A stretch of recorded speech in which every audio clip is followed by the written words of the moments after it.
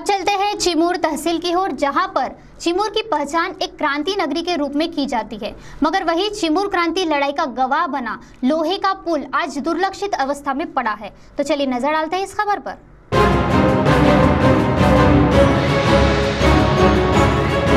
झाड़ झड़ूले शस्त्र बनेंगे, पत्थर सारे बॉम्ब बनेंगे, भक्त बनेगी सेना। राष्ट्र संत तुकडोजी महाराज की इस भजन से प्रेरित होकर चिमूर नगरी के क्रांतिकारक अंग्रेजों के विरुद्ध आजादी पाने के लिए उठ खड़े हुए और अंग्रेज जुल्मी अधिकारियों और अनेक जुल्मी अधिकारियों का अंत भी किया।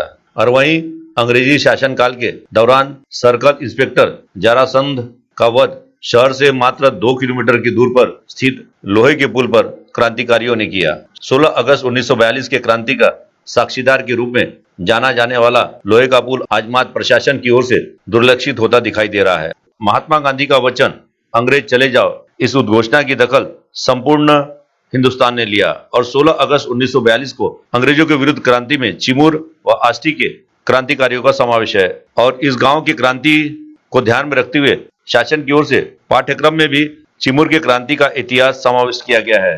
चिमूर शहर में 16 अगस्त यह शहीद स्मृति दिन के रूप में मनाया जाता है। इस कार्यक्रम के लिए राष्ट्रपति, प्रधानमंत्री के साथ समाज सेवक, फिल्म जगत के नामवंत कलाकार नतमस्तक होने के लिए चिमूर शहर में आते हैं और इस क्रांति भूमि को नमन करते हैं। मगर जिस प्रकार से चिमूर शहर का विकास होना चाहिए, उस प्रकार का विकास स्वतंत्रता की प्राप्ति के बाद नहीं हुआ है। चिमूर के 1942 की लड़ाई देश में प्रसिद्ध हुई, मगर वही शासन की दुर्लक्ष्य नीति से अंग्रेज अधिकारी जरासंध का वध जिस लोहे के पुल पर क्रांतिकारियों ने किया, उस लोहे का पुल का नाम कहीं दर्ज नहीं है।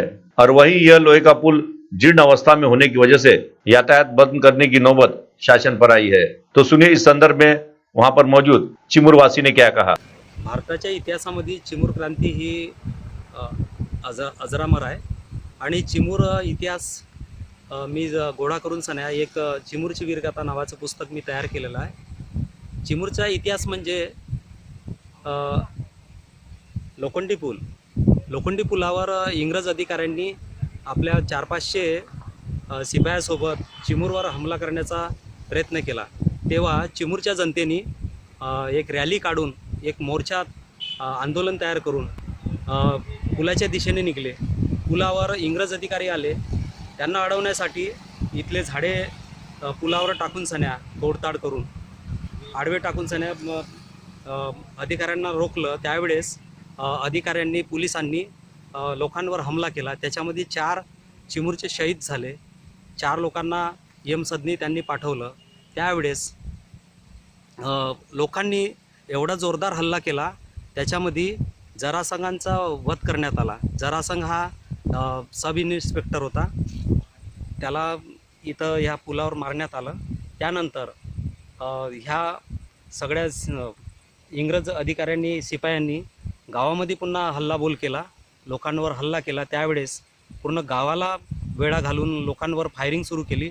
त्याच्यामध्ये शहीदवीर बालाजी रायपूरकर यांना गोळी झाडण्यात आली। त्याच्यात शहीदवीर बालाजी रायपूरकर हे सुद्धा शहीद झाले।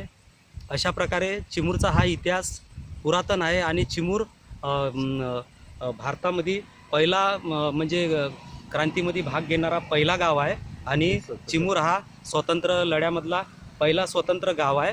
पण ह्या पुलाला अजूनही महत्त्व आहे, पण आजच्या सरकारने, आजपर्यंतच्या अधिकाऱ्यांनी, सरकारने याच्यावर दुर्लक्ष केलं। आज हा मोडकळीस आला आहे, याच्यावर अजूनही लक्ष नाही सरकारचं, हा पडण्याच्या मार्गावर आहे। तर माझी अशी विनंती आहे, पूर्ण गावकऱ्यांची विनंती आहे का ह्या पुलाला डागडुगी करून अजून नवीन सौंदर्य करण्यात यावा। गौरतलब है ऐतिहासिक कार्यों की तथा भूमि की दखल शासन की ओर से ली जाती है, जिसमें 1942 के चिमूर की क्रांति की लड़ाई के संदर्भ में देश के संसद में भी गूंज हुई और देश के इतिहास में भी है। और वही शासन की ओर से इतिहास में नमूद वस्तुओं के बारे में विद्यार्थियों को पाठ पढ़ाया जाता है, मगर वहीं इस लोहे के पुल का कहीं उल्लेख नहीं है। तो सुने इस संदर्भ में एक और चिमूर वासी ने क्या कहा। सारे बाम बनेंगे, भक्त बनेगी सेना या क्रांती भजनाने चिमूरच्या युवकांना एक इंग्रजाविरुद्ध आणि स्वातंत्र्य प्राप्तीकरता प्रेरणा राष्ट्रसंत तुकडोजी महाराजांनी दिली। 8 ऑगस्ट 1956ला महात्मा गांधी यांनी एक इंग्रजांना एक चेतावनी दिली की आता तुम्ही चले जाओ. या चले जाओ आंदोलन करेंगे या मरेंगे हा मंत्र दिला देशवासियांना. आणि या मंत्रानुसार चिमूरमध्येही काही क्रांतीवीरांनी 16 ऑगस्टला मोर्चा काढला आणि वंदे मातरम आणि या देशातून इंग्रजांना चले जाव अशा घोषणा दिल्या. मात्र या मोर्चावरती या इंग्रजी अधिकाऱ्यांनी गोळीबार केला, लाठीचार्ज केला, ज्याच्यामध्ये काही वीर हुतात्मे झाले. यामुळे पूर्ण गावकरी आणि गावातील पूर्ण युवक पूर्ण पेटून उठले आणि त्यांनी गेस्ट हाऊसवरती 2 अधिकाऱ्यांना, इंग्रज अधिकाऱ्यांना, डुंगाजी आणि सोनवाने यांना जाळून मारलं. त्यानंतर जरासन हा अधिकारी हा पळायला लागला होता, तर त्याला याच लोखंडी पुलावर त्याला यमसदनी पाठवलं चिमूरच्या वीरांनी.